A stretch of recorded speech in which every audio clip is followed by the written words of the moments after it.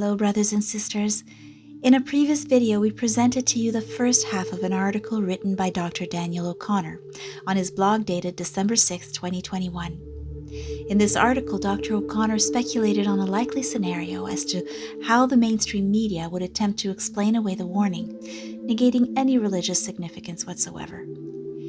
It is Dr. O'Connor's hope to preempt this denial head-on before the warning, so as to ensure that his readers will be the wiser when it happens. Using science as their smokescreen, the mainstream narrative could well suggest something like this: that it was a black hole event, whose high-energy cosmic rays had a considerable impact on the brain and the pituitary and adrenal glands, causing a surge of cortisol and with it an influx of memories and feelings of guilt and shame similar to those you would experience if you were in a drunken stupor. They would suggest, of course, that this momentary emotional experience should be given no more relevance or credence than that of an alcoholic or drug-induced bender. Today, we will continue with the second part of Dr. O'Connor's article, in which he refutes any such pseudoscientific explanation. Dr. O'Connor continues. So there's the gist of one method they might use to explain away the warning. Now let's refute it. First of all, this is a classic category fallacy.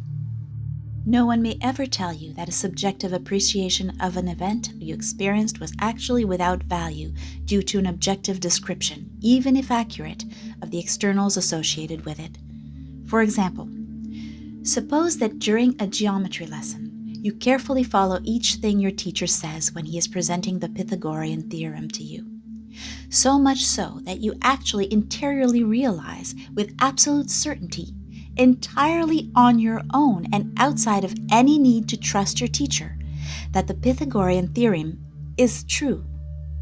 That conviction you now have, indeed a certain conviction, is no way liable to being explained away by, let's say, some neuroscientist who, analyzing the various brain waves going on in your head at the time, argues that you were not in full possession of your mental faculties during that lesson, and you should not trust any conclusions you came to.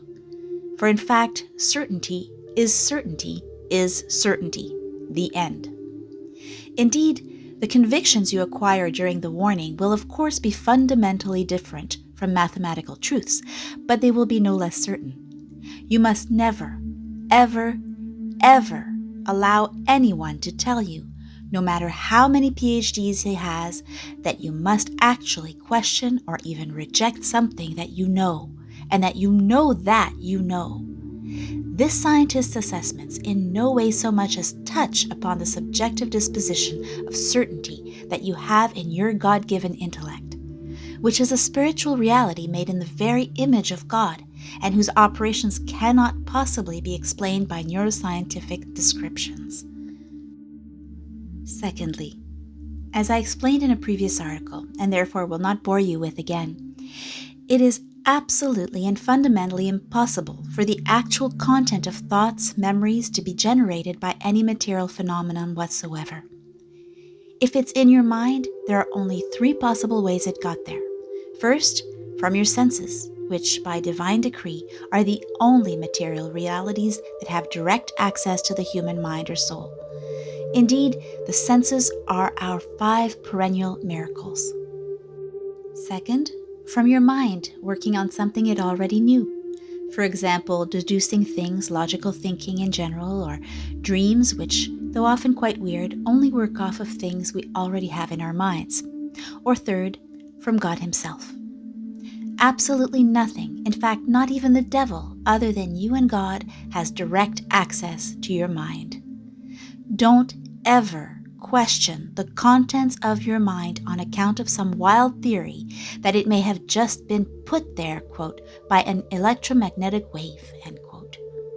It is precisely these theories that will be part and parcel to rejecting the warning in the days after its occurrence, which is one of the main reasons why I have for so long insisted so strongly on this point. What goes on in your mind during the warning was put there by God. It is that simple. Thirdly, there is no cosmic ray we know of, nor is there any cosmic ray that is even theoretically possible, which is capable of affecting everyone on the earth. First, to the exact same degree, and second, at the same exact time. Yet this is how the warning will happen. All souls on earth will simultaneously experience it with the same degree of force. If the warning could be explained away by some cosmic phenomenon, then it would have had to be an event that either first only affected those living on the side of the earth facing the phenomenon at the given time, or second, only affected those throughout the earth over the course of 12 hours, wherein the earth had sufficient time to rotate enough to expose all people to the direction facing the cosmic event. One may protest, but the cosmic ray was so high energy that it penetrated the entire earth and therefore was capable of hitting everyone's brain at essentially the same moment. This is not reasonable to assert. If the ray was of a sort as to be so unaffected by matter that it could pass through the entire earth, even thousands of miles of solid rock, then our own brains and glands would likewise be entirely unaffected by it. If, on the other hand, it was a type of ray that interacted more with solid matter, then it either would not make it through the earth, or would at least be drastically weakened, which would also drastically weaken its effects so much as to be entirely negligible, on the side of the earth not facing the cosmic event from which the rays proceeded.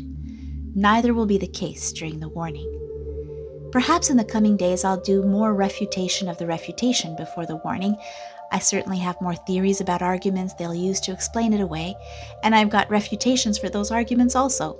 But for now, these 3 points should be more than enough to reassure thoughtful people that the warning cannot possibly be explained away by the pseudoscience that will be poured out in torrents in the days following it. An addendum on, quote, planes stopping midair. One phenomena often discussed as happening along with the warning is the notion of everything freezing or time stopping. I do not think this means what some people take it to mean. As I explained in a previous article, time doesn't really exist, strictly speaking. So, speaking of time stopping does not make sense.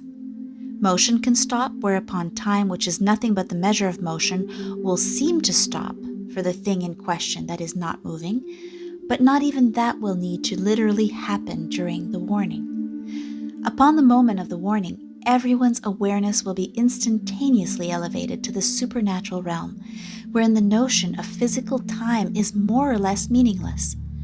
Just look at what people have said about near-death experiences and the sheer magnitude of what they can experience in a mere moment of earthly time.